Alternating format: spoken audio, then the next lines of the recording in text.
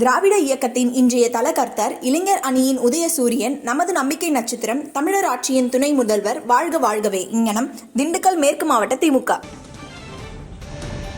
கனமழையால் காரைக்கால் மாவட்ட மீனவர்கள் 3வது நாளாக கடலுக்கு செல்லவில்லை. காரைக்கால் மீனவர்களின் வாழ்வாதாரம் இதனால் பாதிக்கப்பட்டிருப்பதாக தெரிவித்திருக்கிறார்கள். இது தொடர்பான கூடுதல் விவரங்களை செய்தியாளர் அப்துல் அலீமிடம் கேட்கலாம். அப்துல் அலீம், நம்ம சென்னையில பார்த்தோம், அதே மாதிரி தரங்கம்பாடியில பார்த்தோம், இங்கெல்லாம் கடல் சீற்றத்தோடு காணப்பட்டது. காரைக்காலை பொறுத்த வரைக்கும் எப்படி இருக்கு? அங்க இருக்கக்கூடிய மீனவர்கள் இது தொடர்பா என்ன சொல்றாங்க? அவங்களுடைய வாழ்வாதாரம் எந்த அளவுக்கு பாதிக்கப்பட்டிருக்கு?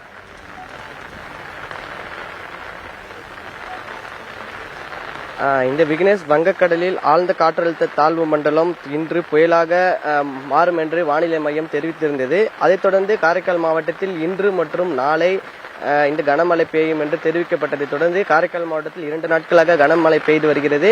மேலும் இந்த 2 நாட்களாக காரைக்கால் மாவட்டத்தில் கடல் சீற்றம் காரணமாக காரைக்கால் மீன்பிடி துறைமுகத்தில் மீன்பிடித்துக் கொண்டிருந்த காரைக்கால் மீனவர்கள் இந்த கரை திரும்ப மீன்வளத்துறை சார்பில் உத்தரவிடப்பட்டு காரைக்கால் மீனவர்கள் இந்த கரை திரும்பி இந்த தங்களது படகுகளை காரைக்கால் மீன்பிடி துறைமுகத்தில் நிறுத்தி வைத்துள்ளனர். இந்த நிலையில் 3 நாட்களுக்கு மேலாக கடலுக்கு மீன்பிடிக்க செல்லாததால் இந்த 25,000க்கும் மேற்பட்ட மீனவர்களின் வாழ்வாதாரம் பெரிதும் பாதிக்கப்பட்டுள்ளது. எனவே பாதிக்கப்பட்ட மீனவர்களுக்கு நிவாரணம் வழங்க வேண்டும் என்று புதுச்சேரி அரசுக்கு காரைக்கால் மாவட்ட மீனவர்கள் கோரிக்கை வைத்துள்ளனர். இது குறித்து நம்மளுடன் மீன்வளத்துறை இந்த துணை இயக்குநருக்கு அவரிடம் கேட்கலாம். சார், இப்போ பாத்தீங்கன்னா இந்த கனமழை பெய்திருக்கு, இதனால கடல் சீற்றம் காரணமா மீனவர்கள் யாரும் கடலுக்கு செல்லல. இது மாதிரி அவங்களுக்கு நீங்க என்னென்ன உத்தரவுலாம் விட்டுருக்கீங்க சார்? காரைக்கால் மாவட்டத்தில் இருக்கிற மீன்வளத்துறை முதல்ல சென்னை வானிலை மையத்தில் இருந்து அறிவித்து வந்த உடனே முதல்ல மீனவர்களுக்கு முதல் எச்சரிக்கையாக எல்லாரும் கரைக்கு திரும்ப சொல்லிட்டோம். மேலும் அவங்களுடைய படகு, வலைகள் எல்லாத்தையும் பாதுகாப்பாக வச்சுக்க சொல்லி அதுவும் அறிவிச்சிட்டோம். மேலும் இவங்களை வாக்கி டாக்கி பிளஸ் செல்போன் மூலியமா எல்லா கடல்ல இருக்கிற மீனவர்களையும் உடனே திரும்புமாறு அறிவுறுத்தணும்.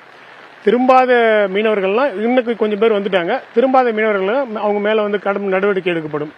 இது இல்லாம அவங்களுக்கு அரசாங்கம் மூலியமா மாஸ் SMS, அதாவது ஒவ்வொரு போட்டுக்கும் தனியா ஒரு SMS அனுப்புறதுக்கு அதுக்கும் ஏற்பாடு பண்ணி அதுவும் அனுப்பிட்டோம். மேலும் இந்தியன் கோஸ்ட் கார்டு நம்ம காரைக்கால் மாவட்டத்தில் இருக்கிற கமாண்டன்ட் சௌமியா அவர்கிட்டையும் பேசி கடல்ல ஒரு வேளை மீனவர்கள் போட்டு இருந்துனாக்கா அவங்கள உடனே கரைக்கு திரும்புமாறு அவங்ககிட்டையும் சொல்லி நாங்க எச்சரிக்கை கொடுத்திருக்கிறோம். இப்ப தற்போது கடல் சீற்றம் காரணமாக மீனவர்கள் தங்களது படகுகளை இந்த துறைமுகத்தில் நிறுத்தி வைத்து உள்ளனர். மேலும் அவர்கள் இந்த கடலுக்கு செல்லாமல் இருக்க மீன்வளத்துறை சார்பில் இந்த கண்காணிக்கப்பட்டு வருகிறது. விக்னேஷ், கனமழையின் காரணமாக காரைக்கால் மாவட்ட மீனவர்கள் 3வது நாளாக கடலுக்கு செல்லவில்லை. அவர்களுடைய வாழ்வாதாரம் பாதிக்கப்பட்டிருக்கு அப்படின்றதையும் குறிப்பிட்டிருந்தீங்க. விவரங்களுக்கு நன்றி அப்துல் சலீம்.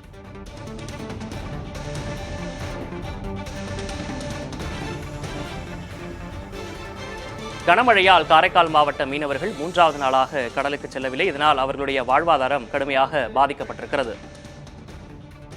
திராவிட இயக்கத்தின் இன்றைய தலகர்த்தர், இளைஞர் அணியின் உதயசூரியன், நமது நம்பிக்கை நட்சத்திரம், தமிழர் ஆட்சியின் துணை முதல்வர், வாழ்க வாழ்கவே. இங்ஙனம் திண்டுக்கல் மேற்கு மாவட்ட திமுக.